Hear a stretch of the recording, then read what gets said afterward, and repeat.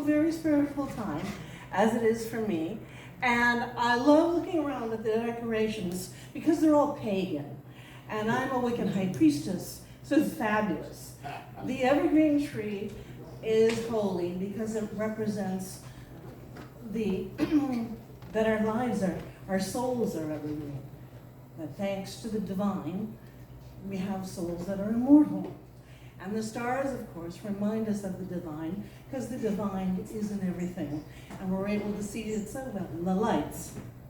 So, I decided, I write books, and I decided that I wanted to put together a collection, no, not a collection, an anthology, of pagan poetry. A collection is a group of poems written by one person, and an anthology is a group of poems written by different people. And so this was the Astera anthology of pagan poetry. Astera is the Eastern star. If you've heard of Tara, that was a very ancient goddess who came from Africa and turned into the Norse goddess Astera, who was playing with her bird, and to amuse children, she turned it into a rabbit. And the rabbit laid eggs, which is why at Easter, the bunny lays eggs. This is a little myth in Wicca. Okay, so I got all these beautiful all pagan poems, and I consider paganism a huge, huge squash, because before the Jehovah's religions, or they're called differently now, Christianity, Islam, and Judaism, people around the world still worship the divine. They knew the divine, and they looked at it in different ways, usually polytheistically. And so today there's been for a long time a resurgence in interest in the old European customs, because you don't really want to go and take somebody else's religion, because that's not going too well, cultural appropriation.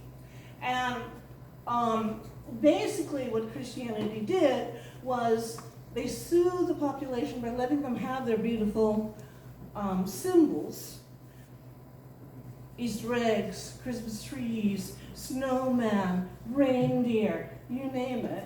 But then they gave it a new understanding of Christianity.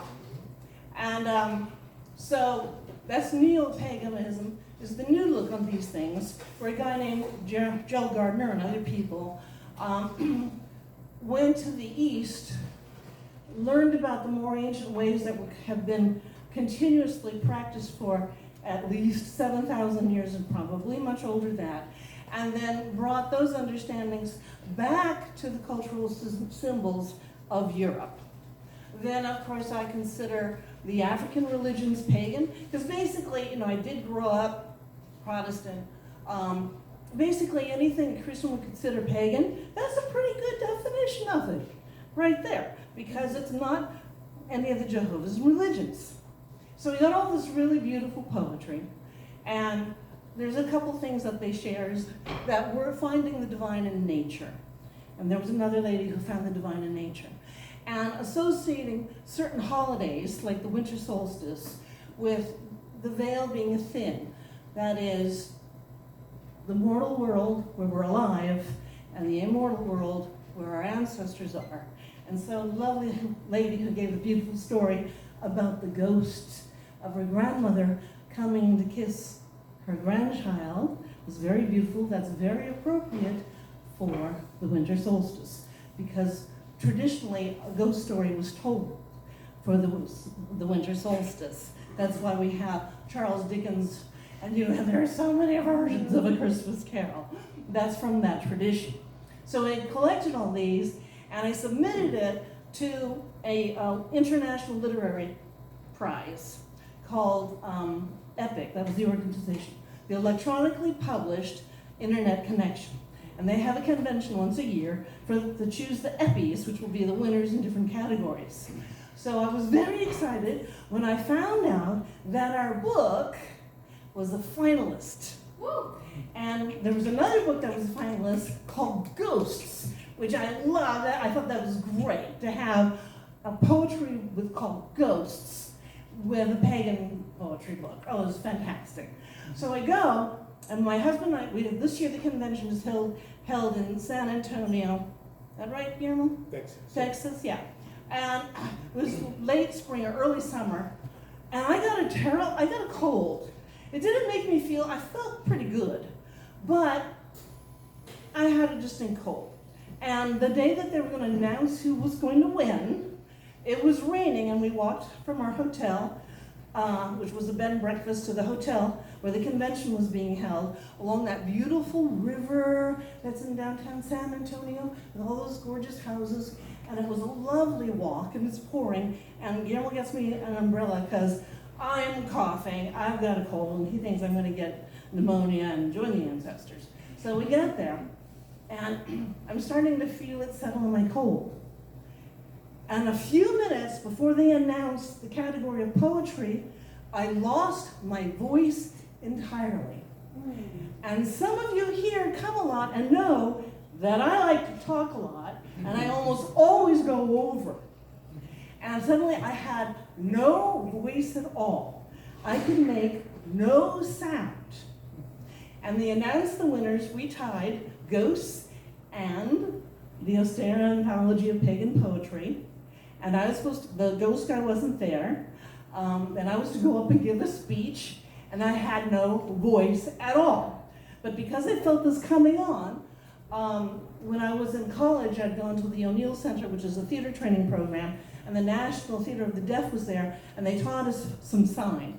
You could learn as much sign as you put the effort into. So I still remembered some sign. So I sat there practicing how to give a little speech in sign language.